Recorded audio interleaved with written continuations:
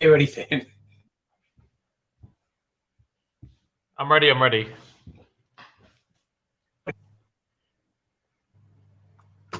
right, I think Mr. Can you hear me now? Yeah, we can hear you now. You can hear me, right? Okay, that means that means I need to do something called turn the microphone on. So yeah, good start there. We have sound. There we go. Feel like an airline pilot, Houston. No, that's an astronaut. Right. How are you guys? Well, I better do it. Welcome everybody again, because you couldn't hear me the first time round. Chew the Fat podcast, if I remember to turn this thing on. And thank you everybody for joining. We've got 17 people here. Absolutely amazing. We've got Charlie Welch, Tao Software, Marcus Dresden, The Snark, Martini, and Timo Lynch. Hello, mate. Good to see you. There's a few others there as well. Just actually got to thank Timo. He got me a book, Conspiracy, A History of Bollocks Theories and How Not to Fall for Them, which I've received, and I cannot wait to start reading. So thanks, Timo, for that. Absolute superstar. What a bloomin' legend. But yes, Katz, how are you, mate?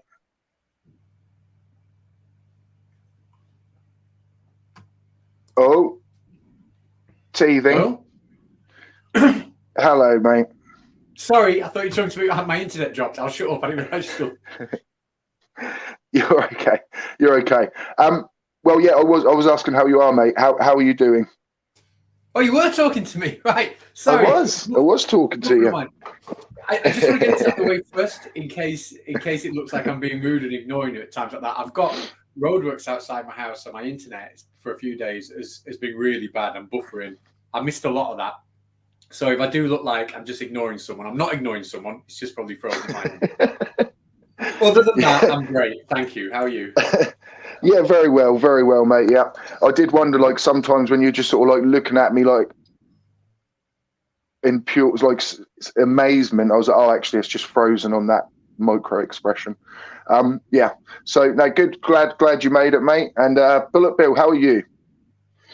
Yeah, I'm all right. Just caught me grabbing a quick cup of tea. Tiny bit late, but I'm all right. Yeah. Bit of caffeine will keep you going, won't it? Yeah, this is a new tea I got that said it tasted like Jaffa cake, so I thought I'd want to give that a try, and yeah, it's pretty nice. Nice. I don't mind the odd Jaffa cake. Yeah. No, I take it don't even really need to add any sugar. No, I have it quite sweet. It's not like sweet. It's just like add some stuff to it. I don't know if you've like had this biscuit tea. Yes, I have. Yeah. Yeah. I often find like coffee to me for some reason, like, well, cheap coffee, which is what I usually drink, tastes like Shreddies for some reason. Like sometimes I'm just like, yeah, I don't know if it's just me. But yeah, Sparky Steve, hello, mate. Muted STST. I think I was, but I don't think I'm anymore. So eventually you should catch up to me, realizing that there's a mute button up here. Yeah, but thank you all. Like I say, this is kind of like clearly a couple of teething troubles on the first part of the episode, but we shall carry on indeed. Hello from China. Lubo in China. Hello, mate. Good to see you. Icarus. Hello. Right, so this week we're going to try and have a little bit of a formula, a bit of a format. Katz has dropped out. See you later, mate.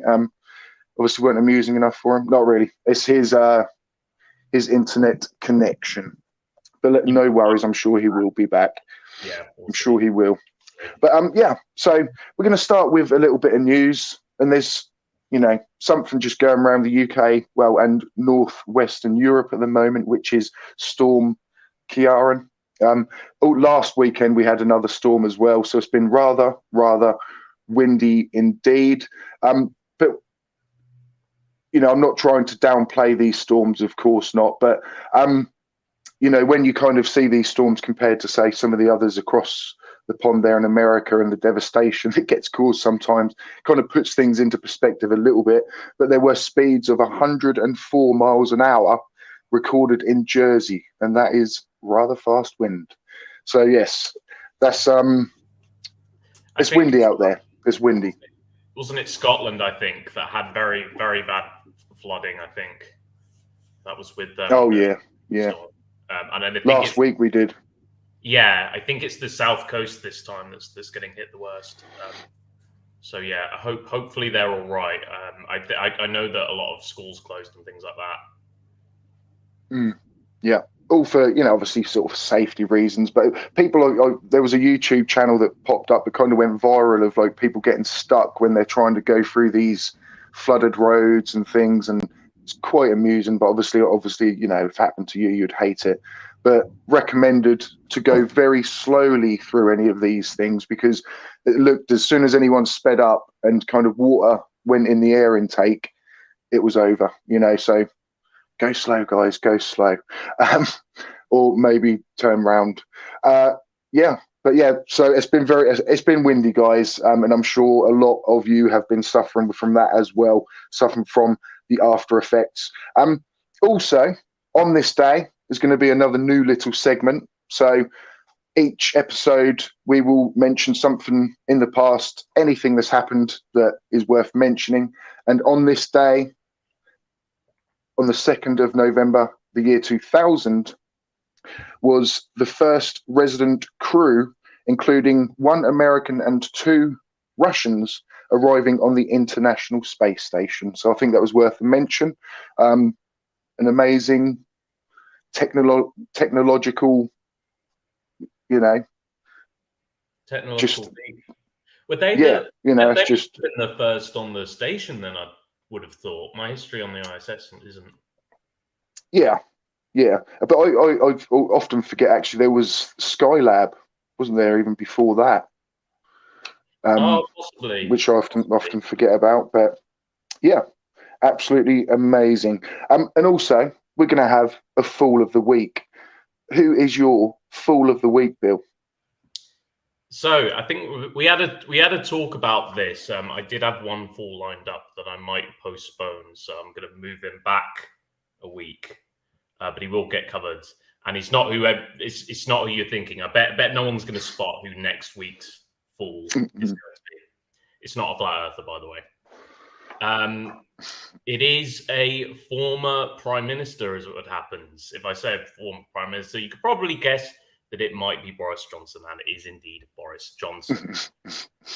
Why Boris Johnson, you might say? Why on this particular week? Why? Well, so back when the pandemic was in full swing, the country wasn't being very well run. I think that's not even a controversial point to say at this point. In fact, it's one of the things that led to Boris Johnson eventually having to resign because of his conduct during the lockdown, just having these parties and just blatantly disregarding the rules. And eventually the truth caught up with him. However, now we're having the COVID inquiry because we are looking back at seeing how things were done and seeing how many lessons could be learnt, etc. And as it turns out, things were at least as bad, or if not worse, than we thought.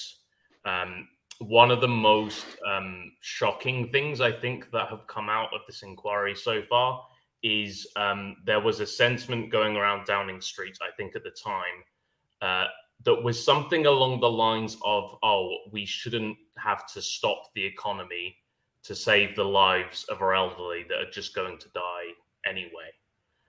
That Boris Johnson essentially agreed with.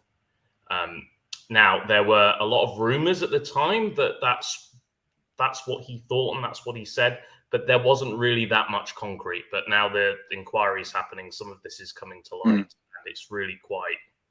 I mean, what do you say to that? How can you react to that? Yeah. What do you think about the whole sort of situation with those parties, Cats?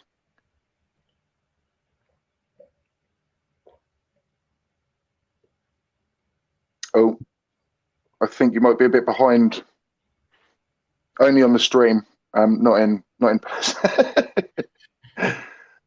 Yeah, I think he is having trouble hearing us. We'll come back to you soon, Cats. I do actually have a little clip. I'll see if it does play, and it is a little clip from that inquiry. It's about 3 minutes long, and I think, yeah, what you mentioned does get brought up here about the WhatsApp group. So I think it's about 3 minutes long, guys. We're just going to play that. PM says his party thinks the whole thing is pathetic, and COVID is just nature's way of dealing with old people. This is a text or WhatsApp between you and the Prime Minister. We'll see the 15th of October. He says, "I must say I've been slightly rocked by some of the data on COVID fatalities. The median age is 82 to 81 for men, 85 for women. That's above life expectancy, so get COVID and live longer. Hardly anyone under 60 goes into hospital. I no longer buy all this NHS overwhelmed stuff. Folks, I think we may need to recalibrate." So this was a little bit earlier in August, where Patrick Vallance has recorded that the PM WhatsApp group kicks off because the PM had read about the infection fatality rate. And it says this: "He's obsessed with older people accepting their fate and letting the young get on with life and the economy going." Quite a bonkers set of exchanges. If we can look at page 308, please.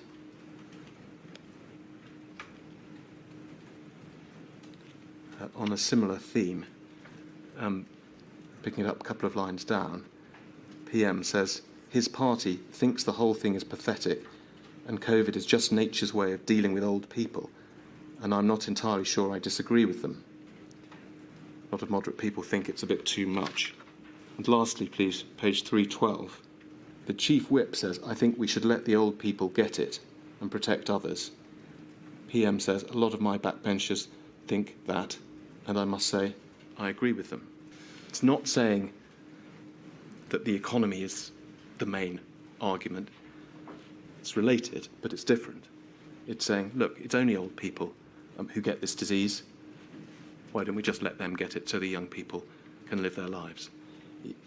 Is that something which you think influenced the Prime Minister during this period? I think you could see from the evidence he was I think he was concerned about the damage on society as a whole, and he was trying to view it through that lens. I think some of the language is obviously not what I would have used, but for me the core argument was always the same, which was your choice is that we lock down and control the virus, and we do so as quick as possible to minimise cost to health and cost to the economy at the same time.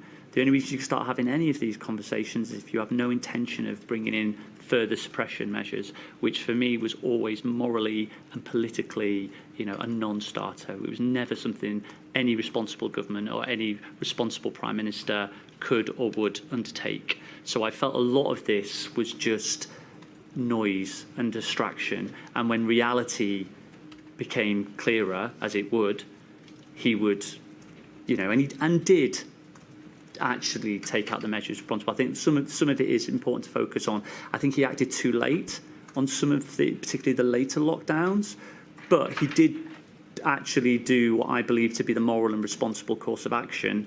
It was just later than it should have been. Wow.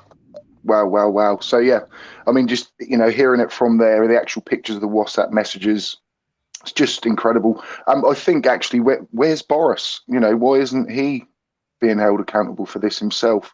The kind of, some people, if they had gatherings, I think I've heard some people fined up to £14,000. Him and I think Dominic Cummings, I'm not sure, were fined £50 each. When they actually had their fines come through. I think Sunak was one. Oh, Sunak, sorry. Yes, it was. That was Rishi Sunak. Yeah, you're correct. Thank you for correcting me there. Yeah, I just think that's just absolutely stunning.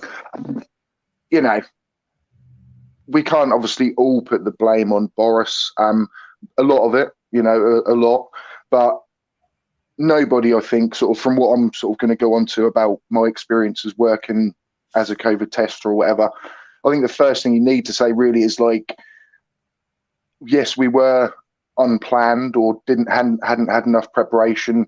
But also I do think, like, if nobody's ever lived through something in their own lifetime, how do you plan for something that you've never known, if you know what I mean? So, you know, I have to sort of say stuff like that. But, you know, these were the people at the top, and some of the decisions that were made, just had, I think, just like horrific consequences, you know. And just seeing Boris there, you know, just kind of basically saying, look, let's just let the old people go. It's just a psychotic behaviour. I think Kat's, he's just now jumping back. Let's see if we can. Oh, I think if we just hopefully Katz will come back on when he can. Here he is. Yeah. Right. Okay. Right, Katz. Right. We've got you there, mate. Unmute yourself whenever, mate, and see if you can say hello or whatever. But are you there, Katz? Testing. Hi, can you hear me? Yes. Yes. Cool. I've turned my camera Yes, off mate. for a bit of bandwidth. Just for anyone watching the anyone's doing, like, I've got roadworks outside my house, and I think it's He's gone. It's gone again. Oh, mate, yeah, that is that. Those roadworks. I think they've cut through some wires there, I think. But yes, Katz. Right, we'll continue. We will continue. So yeah, I mean, what I sort of found out, I sort of worked 6 months as sort of COVID testing. I think luckily, in a way, I didn't really do it during the sort of the peak of the worst times. My missus actually did, though. She worked there for 18 months, I think. So, you know, 3 times what I saw, she witnessed herself. But I just want to kind of just highlight some of the things. And like I said, you know, I'm no virologist expert. These are just my thoughts, if you know what I mean. And but things that kind of stood out to me, and, you know, to anybody really, it should just take sort of common sense. But say a couple of things, like, say there used to be, like, say, school breakouts. And one time, well, say usually what would happen, I think, during a school breakout would be that you would bring sort of classes out individually to the playground, and you'd have sort of booths set up, etc. You know, children get tested one by one, and the process takes, I believe, maybe 2-3 days, depending on how large the school was. There was an outbreak in Ipswich, and then, like, sort of the team that I was working on kind of got called in. We then had to work with a team from the council as well, from my local town. So the team comes in, you know, we sort of meet there in the morning of the kind of, like, right, we're going to go in. And they just come in all guns blazing, basically take over and just say, you know, the way you guys do it, it takes too long. We need to be in and out of this school within, like, 2 hours. You know, and you think, oh, actually, yeah, that, you know, this could make sense. Where are we going with this? And then just the processes that they used, where, like, say, we would go into test, but then what they would do is get all the children to test at the same time in one classroom. So what would invariably happen when people have kind of shoving these sticks down their throat and things, is they'll just gag and you cough and splutter. So I just imagine what went on in these classrooms with, like, a group of 30 people trying to do a test at once. And it was, you know, they're trying to do it all about speed. Let's get in and out. So that happens. The room didn't even get sanitized. Another class goes in, happens. You know what I mean? Like, these are just fundamental things where during a pandemic, like, you know, you need to keep the spread of this virus down. So that was horrendous. We kind of then ended up sort of like thinking, right, you know, we'll come out of there, working out how to get all the tests back so they then come and get picked up. You know, it's a military operation, basically, you know, full PPE. Or us, my team had full PPE, should I say. The team from the council were so slack. It was unbelievable. There was one woman who did like a roundup of the tests in one of the classrooms, kind of walked out to me and my missus, who, like, my missus was like the manager at that time, and sort of I'd been sent out with her, sort of thing, and then we had a team, and walked out with tests in her bare hands that had all been used in, like, you know, a classroom that's had a school that's had an outbreak, and was like, what do you want us to do with all these empty, you know, these tests that didn't get sealed properly? And we were like, whoa, what are you doing? Do you know what I mean? Like, you're walking, holding tests. She had about 30 like unsealed tests, and was just like, where should we put these? And we're just like, do you not realize, like, you need to be wearing gloves, a mask? Like, she had them in her bare hands, and like, this is like a woman from the council sent in to stop like the spread of a virus. We were just like, how is this happening? Do you know what I mean? Like, just the sheer incompetence from the people that are actually trying to stop this thing from happening, you know? Yeah, incredible. I think, I mean, it's... Oh, go on, Cats. Do we have you? Try for Cats, see if we get a bit of connection. I can hear you. We can hear you. Have a go. I can hear you.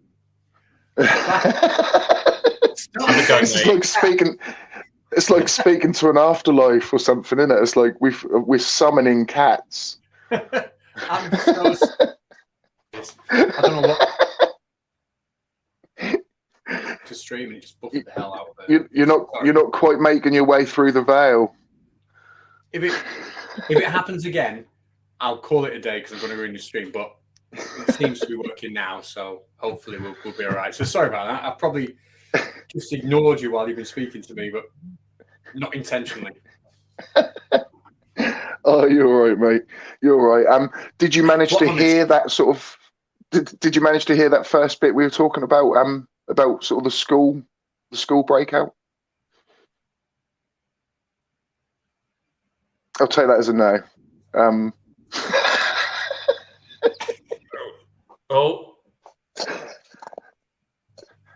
Still there. He may be coming through again. I'm here. I mean, what happened there? Was that? I don't know what's going on. Right. It begins with C.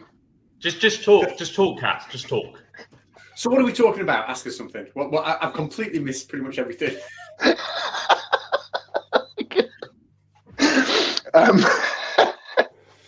Right, we need at least a good 3 minutes from you now, mate. Or basically, how do you think COVID was dealt with from the top? What is your opinion of that?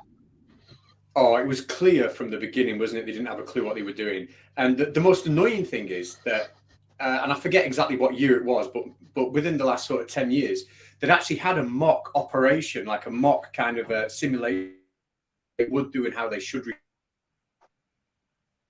It was like they'd done the work to get a plan in place, but then obviously didn't even get the plan in place. Do you know what I mean?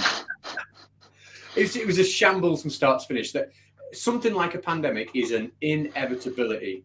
So why was there not something there ready just to put into place? You know, it's crazy. Yeah, and I think obviously with sorry, Bill, I'll let you come in a sec there, mate. Sorry.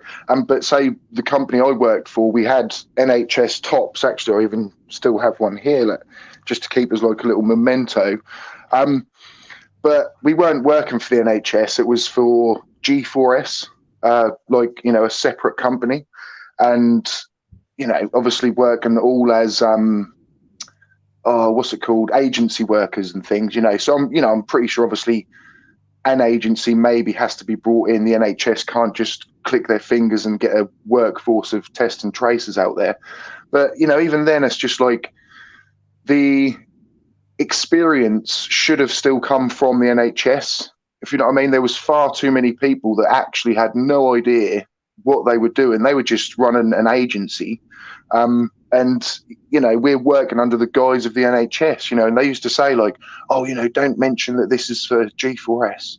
You know, we want people to think we're actually NHS workers, and, you know, but people would be asking us medical advice and we'd have to say, we're not trained doctors, I'm afraid. We can't offer you any advice, you know, and it's just like, what on earth? But sorry, Bill. I think it's the lack of, it's almost like I think the attitude, I don't think, to be fair, I don't think you can blame all of it on the government, because I think, you know, there's no doubt about it. Those tests should have been carried out more properly. And you shouldn't have to. I don't think you should have to be spoon fed. Like, I mean, if you're carrying on these tests, I mean, a bit of common sense should apply there. I mean, just use your brain. But then again, I think the lack of the sort of not taking it seriously, I think, comes from the top, and it trickles down. He's using that phrase there for the Tories there. But it trickles down. And trickle down. What do they call that? The trickle down effect. You know, they're still waiting. Like, Boris doesn't think it's not too bad. We've heard it all before. That kind of attitude. And that will lead people to think, oh, it's not a big deal, and people don't take it seriously. But even then, you need to be trained to carry these things out. I mean, I worked with when I did my degree, I worked with bacteria sometimes, you know, in the lab. And Katz, you may have as well. And if anyone who's worked with bacteria like that, you will know how difficult it is, because let's say you've got a petri dish on there, you open it up, anything is going to want to grow on that. Anything will land on that and grow. So you've got to be really careful to keep everything clean. Don't touch anything, you know. Be very regimented about it. Otherwise, the thing you're trying to grow, you'll get your petri dish back, and there's everything's growing on it, you know, just contaminated. With viruses, with the virus as contagious as that, it's even worse. I mean, I think the wife said when she started, it was the army that did the first test and trace. Like, the army did it at first, and clearly, you know, military operation, they probably would all have some type of training, wouldn't they, in sort of the spread of viruses, and, you know, kind of, you know, they're going to be aware of stuff like that. So they came in, obviously did a really amazing job. And this is not blaming anyone that worked for the test and trace, or even like any of the managers, nothing like that, because everyone was unprepared. You know, it was just like nobody were experts in that field. Nobody was trained. But to me, obviously, I just wish it had more expertise there, you know, because then that would have trickled down to, you know, say the people like me that were just joining it because we were unemployed at the time and thinking, oh, well, I'll at least, you know, be trying to earn some money at the same time. But, you know, you're putting yourself literally on that front line every day. And it did seem, you know, the company at the very, very top of that, your health wasn't really at the top of their agenda, you know. I'll update this stream actually. Katz is calling it. I think it's just not tenable at the moment. I don't know what happens to his internet, but it does look quite bad at the moment. But never mind. Yeah. Never mind, eh? Sure. But yeah, I think it's someone in chat as well. Lubo in China said something much worse. There may be something much worse coming in the future. Yeah, that's the thing, I think. I think the thing is that, I mean, you know, I don't want to be a doomer about it, but people forget that pandemics happen all the time, you know.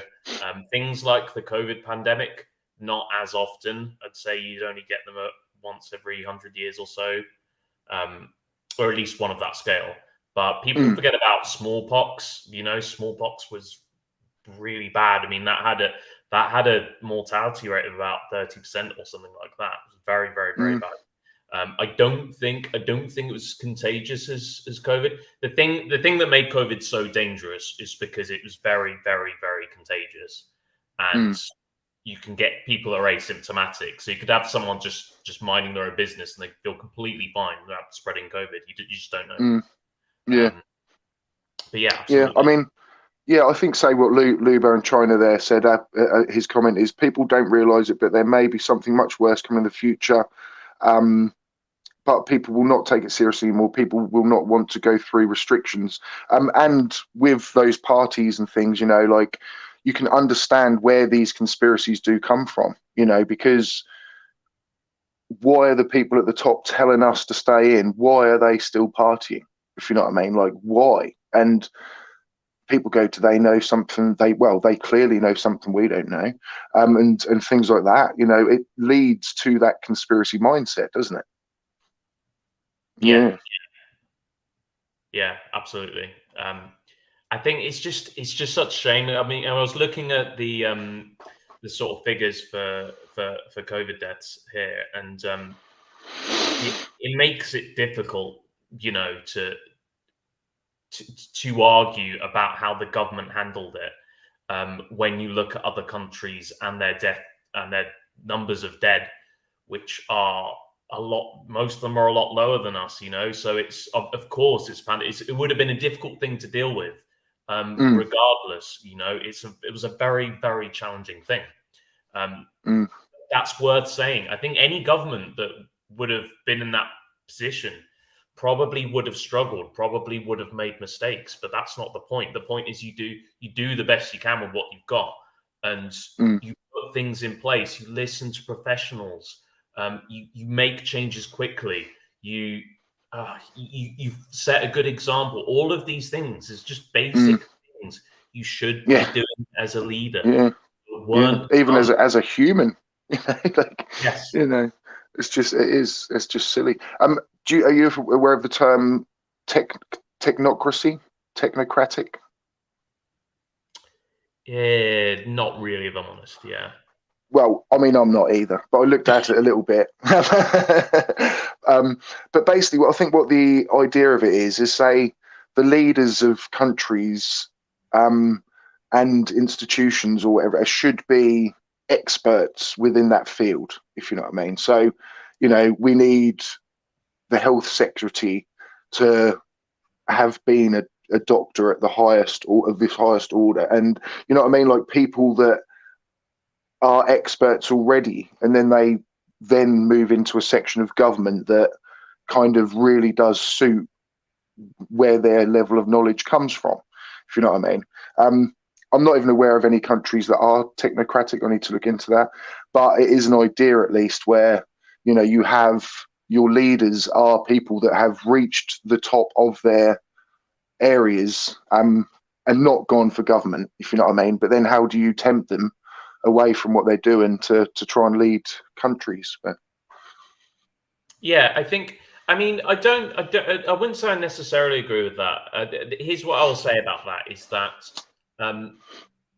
you can be a leader. You can even be a leader of, for example, the NHS, or you could be the education minister or something like that.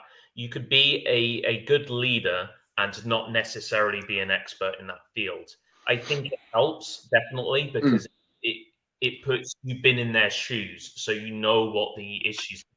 If you work as a nurse, then you know what the issues are. You know what needs to be addressed. But I don't think you need that. I think you just need someone who is a good listener. I think that's the important thing. If you listen very closely to those that are experts in the field and that will tell you, look, these are the problems. Here are some potential things you could do about it. I think leadership is about more than that. You know, it's about I can do these different things. So what would probably be the best thing to do? Do you know?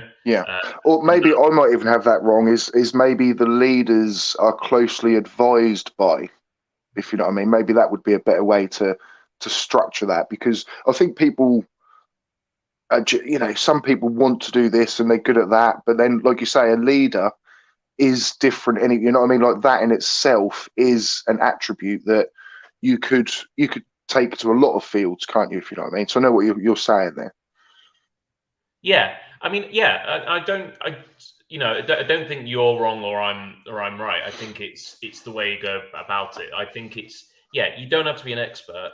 I think I think the point I said, I Yeah. think I'll second that again, though, is leadership is about listening, you know?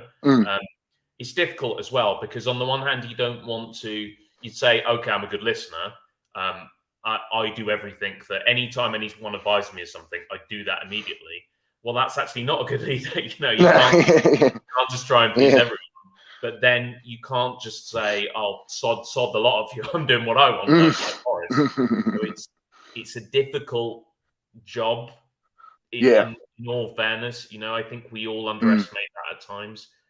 But that being said, you know, we deserve better. I think what I'd say. Yeah, I think, say, sort of going back to the testing, what I'd thought was, say, next time, if there's a next time, hopefully not, I don't think we should do any type of sort of, again, not speaking as an expert, this is just my opinion, but I don't think we should do any actual like testing where you have to leave your own home to go to a test site. And then, do you know what I mean? Because some of the things I saw where people getting on buses, they're getting in taxis, whole families are coming because one person needs a test, but the other one can't drive, or, you know, so they're bringing their 2 children with them. And, you know, like, if this happened again, I think, like, say, some type of postal service that came in where, you know, you have people just going to people's addresses and you pass a vial through the letterbox and someone in a Hamas suit gets it, you know, like, that would be so much better than just having this. You mean a hazmat? Oh, yeah, I think it. Oh my God. Oh my God. We meant what a a thing to hazmat. say. Hazmat suit. Oh my God. Yeah. Yeah, I mean, I think there was one time where there were kind of 2 very heavily disabled parents and they needed to get tested, but they were in no position to be able to sort of do the test themselves. So they had their son come along and I had to sort of, from a distance, explain to him how to do these tests on his parents, you know, and I'm just thinking, what is going on? Because, you know, obviously they're wearing gloves, they're wearing masks. I've made sure they're all wearing PPE and things, but like, you know, there has to be a better way, you know, than like a little 7-year-old child trying to put this stick up his, like I say, very heavily disabled parents' nostrils, and, you know, trying to. It was just awful to witness, you know. Another time when a blind guy had got a taxi, and he basically just, you know, one of the rules is don't open your windows, but obviously he wasn't aware of that, so he pulled in and just window wide open, and he just stuck his head out and went like this, you know. And I was like, "Whoa, like, what are you doing, mate?" Like, and he's going, "Well, I'm here for my COVID test," and obviously he explained that he's blind and everything, and I was like, "I'm sorry, I cannot perform a test on you. You know, I'm not allowed to. I haven't been trained. You know, I'm very sorry. You can't get out of the vehicle." And obviously he's kicking off, and I had to try and say, "Look, you've got to go to the hospital or get a doctor's appointment. Maybe your doctor might be able to administer one for you, or, you know, do the test for you." And, you know, you're just like, how, you know, but it's going to happen. But I'm only just sort of saying it, like, being there and witnessing that is just like the panic mode that people get into, you know. And sometimes, you know, like, I think, yeah, just stay at home and order a test rather than you know, get taxis and things and buses, and seemed counterintuitive to me. You know, the weird thing of, you know what, another one of the weird things about the pandemic, well, not weird, it's something I've noticed, is it's funny how there's 2 ways to look at it, you know. There's the incredible loss of life and the sort of very real damage that the virus has done in this country, you know, 230,000 deaths. And I get this a lot with celebrities, which it grinds my gears a bit. I don't think they mean it like this, but, you know, and it's not just celebrities, to be fair, but you talk to some other people and they say, "Oh yeah, the lockdown. I learned to cook in the lockdown. Yeah, to stay at home all the time." They treat it almost as if like it was just like a holiday. Mm. And like, oh, wasn't that weird? Or wasn't that like, interesting, the lockdown or things like that? And do you know what I mean? It's a bit of a weird, like, I get it. You don't want to just talk about, thousands of people dying. But do you know what I mean? It's a bit of an odd thing, isn't it, to talk about it almost kind of like, yeah. jokingly. Yeah, well, some people are like, I grew my business during lockdown, and which, yeah, fair enough, it's brilliant, but yeah, it's like kind of not a nice reason for anything to happen, I suppose, is it? Yeah. It's not. Oh God, there's so much to talk about with. The thing that that's popped into my head as well is a nurses and doctors' pay, because they've been on strike. It's just been such an interesting story. They've been on strike, and their pay hasn't really increased that much. And they're pointing this out to the government, and it's just the fact. It's just the fact that we had this thing where during the lockdown we would go out and clap and bash pans together or whatever for our nurses, and it's a weird one. I'm in two halves with this. On the one hand, I think it's a really nice gesture. And I'm sure it would have the nurses and doctors would have appreciated that, and it's just a nice sort of show of solidarity. But on the other hand, it's a token thing, isn't it? It's very much to say, well, it's not going to pay the rent, is it? Exactly, yeah. So it's we need to follow up that appreciation with something more material. Let's let them know that they are appreciated. But yeah, that's another thing. There's so many things to talk about when it comes to the lockdown. Oh yeah, I mean, actually, I even say sort of long COVID and things. I'm sure I had some form of it. I felt so off for months after having COVID. And then Charlie here, giving me tetanus in his left ear. It was 3 years ago. Utterly maddening. Oh, feel for you, mate. I feel for you.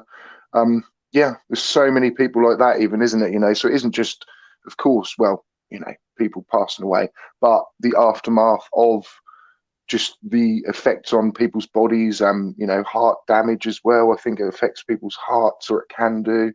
So it isn't just it's gone and it's gone. There's a chance that it could affect you for months or even years afterwards. Yeah. It's just horrible, absolutely horrible.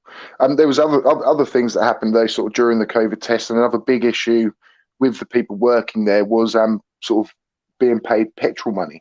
So sometimes you were being asked, I think, to travel up to an hour and a half or 2 hours away from your home, there and back. And I believe for about 18 months at least, there was no staff member got paid any travel money. And then suddenly in the last sort of 2 or 3 months, it was just like, oh, we're now going to start paying you guys travel money. And it was kind of only then, when you were working above minimum wage, we'd all kind of worked out that by the time we've paid our petrol, getting to places, you're actually working below minimum wage, and maybe someone realised that, and shit, we better start giving these guys petrol money. But even these silly questions, I've got no evidence, but it makes you wonder, was this company claiming the petrol money for everyone all that time? I have no evidence, but these things go through your head. Yeah, it is. It's unbelievable that just to think like, well, maybe we've learned something from it. Maybe we have learned something from it. That's maybe what we've got to look at. But I think people need to just look at the science more, don't they? But another thing is, so many people don't trust science, with anti-vaxxers, and it sounds like, oh, you must trust me, and that's how it's been made to sound, that it's either science or you're wrong. Do you know what I mean? The age of, so Professor Dave has like, oh God, I feel like I'm going to come across as this massive fanboy for Professor Dave, which I'm not, I promise. But he called it. He said he used a phrase something like, "We're in the age of disinformation," and as dramatic as that sounds, I think that might not be far off from the truth there, because I think it's, you know, it's always been around, but I think it's just that what I think has happened is, and you can, this applies to so many things, it applies to flat earth, other conspiracies, anti-vax, anything like, anytime someone's making stuff up and you get loads of people just believing what they say, I think it's because we haven't taken it seriously enough, quite frankly, you know? I think before, people would have seen people like flat earthers and think, oh, you know what, they're crazy, but, you know, just leave them. They're harmless, you know, each to their, I hate that statement, each to their own, you know, as much as it's like well-intentioned, you know, I feel like, yes, you are entitled to your opinions, but I don't think you should. I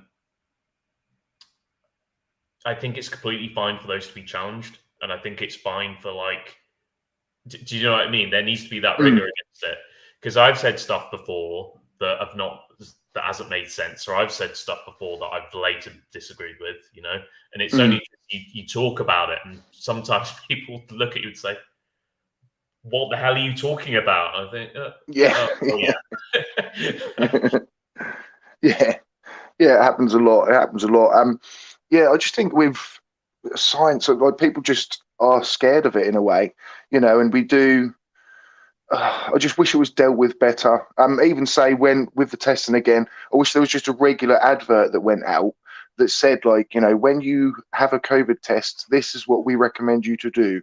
So, you know, rather than people like me having to try and explain it to someone, you know, it's like, oh, the whole country knows, you know, sort of, this is what you do when you get tested. I don't know that.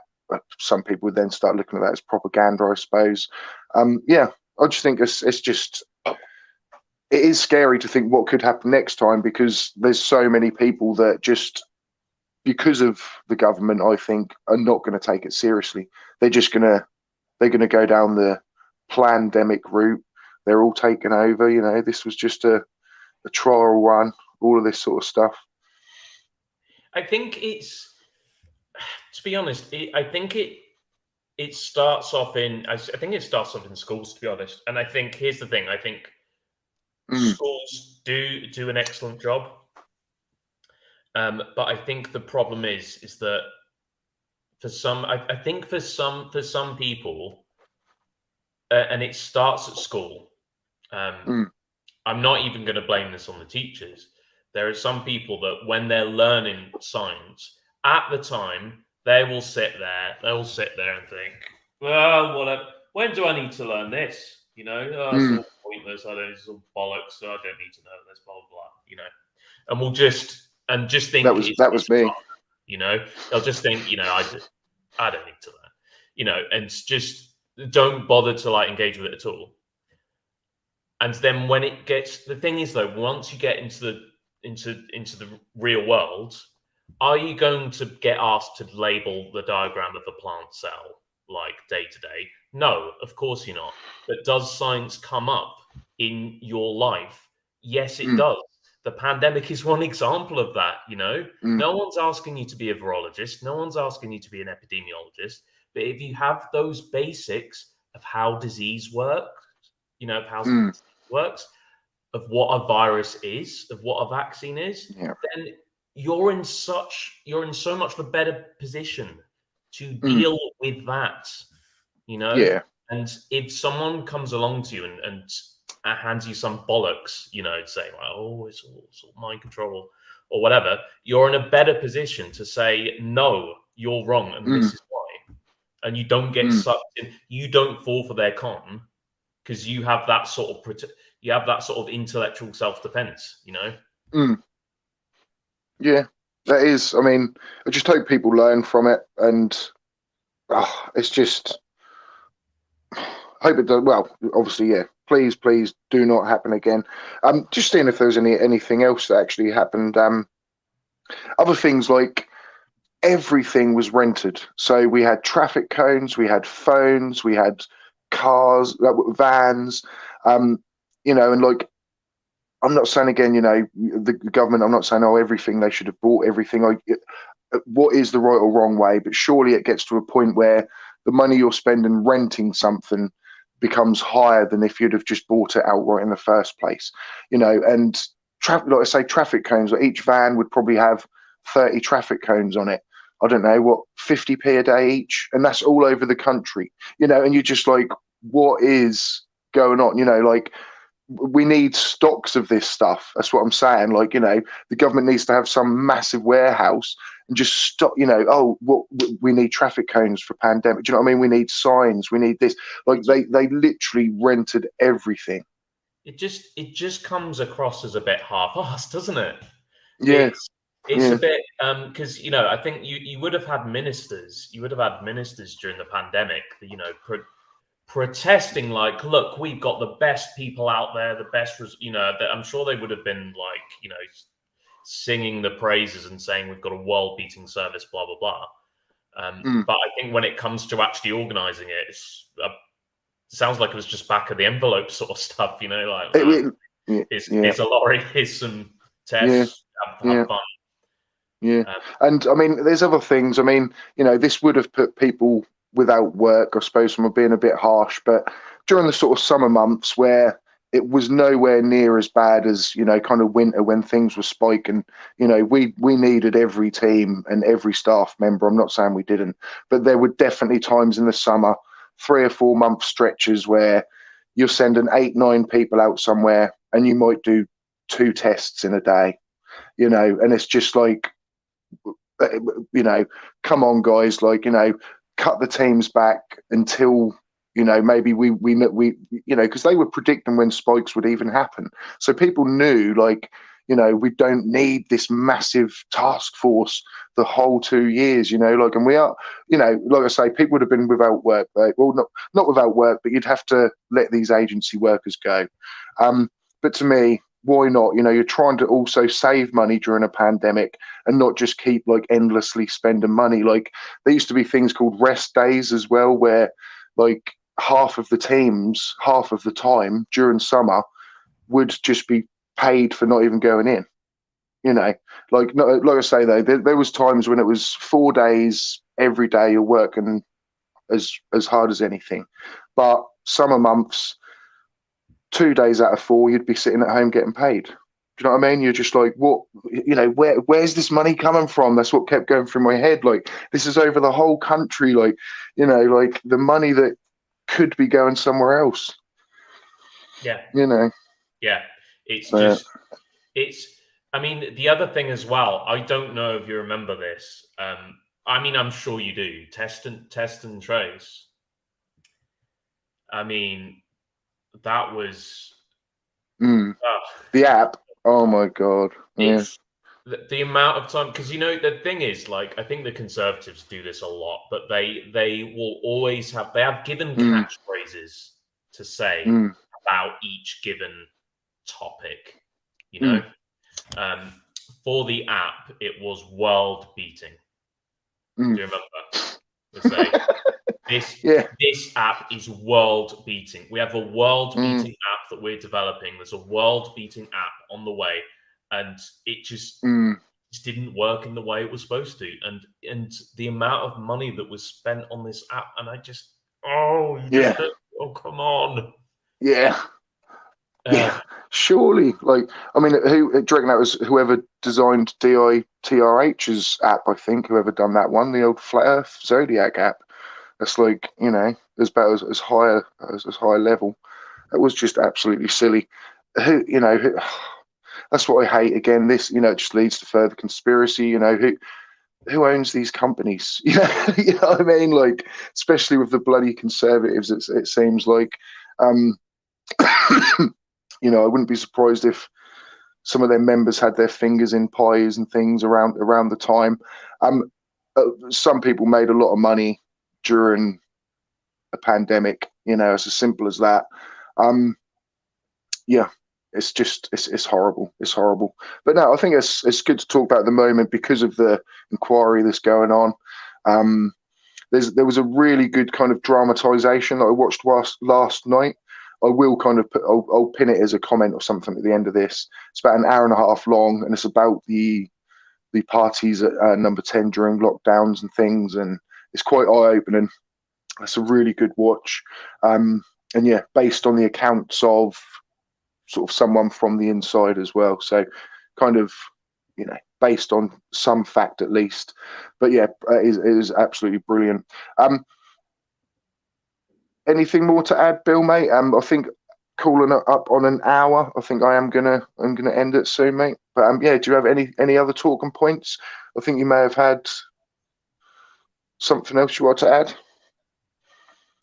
No, I think the final thought is with Boris Johnson, for example. So I back when he was Prime Minister. Now here's where I stood on Boris. So I was not a fan of Boris, and I didn't like him. But I don't think I agreed with some of the people that just said, "Oh, he's just awful. He's just devoid of all morals. He's just completely irresponsible."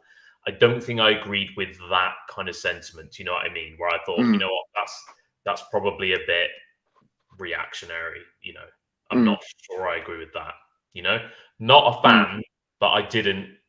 You know, when someone criticizes leaders like that, some of the time it can just be, well, I mean, you don't like the guy, you know.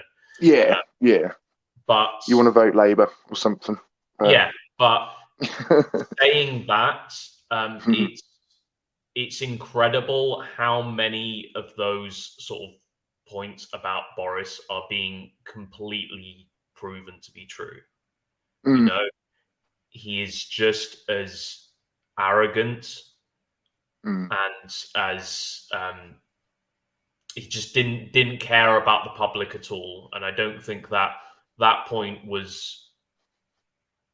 it's just being made clearer and clearer, you know. I think back when people were saying it, there wasn't necessarily all the evidence to say that was true, but I think that from what is coming out, I mean, it's just confirming everything that's been said about Boris. It's just pretty incredible how he was our prime minister, and he was our prime minister during a time of crisis in the country. It's incredible. I think it's incredible that somebody like that can get to where they are. Where are the people that care? Do you know what I mean? Like, where are the people that actually care about other people? It just, do they become politicians? I mean, I'm sure they start out well, but what happens to them? You know, I don't know. They're not all bad, of course, but you know, some of them are absolute horrible. I will lead. Actually, I will say that point before we finish. That I will. Please listen to that point that Seek mentioned. They are not all bad. Don't use. You got to have faith in the system. You know what I mean? There are some politicians that are awful, but I don't. What I really hate is when people just say, "Oh, they're all awful. I'm not voting," or you know, they just kind of give up on the whole process. You know, don't do that. You know, the whole point of politics is you have a vote. You know, so find those good politicians and give them your vote. You know, and do they become visible? Sorry. Do they become visible? Sorry. Do you know what I mean? Like, do they? Where do we find them? That's the thing. So you've got to listen to the message. You've got to read manifestos. You've got to liars like Boris Johnson, for example. It's partly down to you. It is, of course, down to them, but it's partly down to you. Call them on it. If they're lying, you want to know they're lying, and then F them. You know. But find those good politicians and vote for them, because then the Boris Johnsons of this world won't win because they won't have your vote. Without our vote, they can't do anything. Yeah. Very important. Yeah, that's so true. Very true. Power actually in voting there, isn't there, really? You know. Man Devil, thank you very much. STSD for Prime Minister. I wouldn't go that far. I'd actually have Bullet Bill over me, but I'll be in the cabinet. I'll be in the cabinet with him. Technocracy, guys, technocracy. Look into that. Yeah, thank you so much, everybody. That's been I think we started on a few bumps there, but I think we've slowly smoothed out onto a gliding path. And thank you, everybody that has been there for the ride. Martin H, Charlie Welch. Yeah, mate, yeah, sorry. Yeah, I am getting cancelled. I forgot about that. Rachie, good to see you. Hopefully Rachie next week actually will be a guest on the stream, on the podcast. So that will be a Chewing the Flat edition rather than Chewing the Fat. It will be Chewing the Flat. Anytime we have Flat Earth related content, it will be just changed to that because I just think it's funny and I'm a funny little boy. We'll get cats. I won't lock the cabinet. Yeah, and we'll get cats off. Yeah. I think, to be honest, actually, if he was using his phone, it would have probably been a bit clearer. I think sometimes when Wi-Fi is down, 4G seems to be even quicker than Wi-Fi sometimes. Yeah, depends how his data. Yeah, yes, just depends, doesn't it? Just depends. But no, thank you all again. Timo, thanks for the book again, buddy. Jonathan, absolute superstar. We'll have you on as well soon, mate. Thank you all again. Like, subscribe, share, give me a little comment down below just before you leave. It will help the algorithm. I don't think YouTube likes the word COVID and it being used lots during streams, so I don't think many notifications are going to be sent out. So any help you can do, a share on your social media even. Maybe wait until I do an edited down version because we might have to just kind of edit the first. Yeah, wait until I'm going to do an edited down version, guys, and then share that one. It probably doesn't like the mask suit, so. Yeah. That'd be like beep. Yeah. Oh, excellent stuff. I'm glad you mentioned it though. I would have just completely not even realised. The funny thing was though, because we were mentioning about doing a news article, so I did look into the whole, I'm going to say it, Israel and Palestine just before the stream, so that's probably why that word was on my lips. But yeah, we all love that algorithm. Well, we love and hate the damn thing, but help me love it tonight, guys. Help me love it tonight. Tusk, thank you for the super chat. I didn't put it up on screen. To be honest, I don't really agree with your sentiment because I love Rachie. I'm not in that way. I've got a wife. But I love you as well. Thank you, everybody. And thank you, Bullet Bill.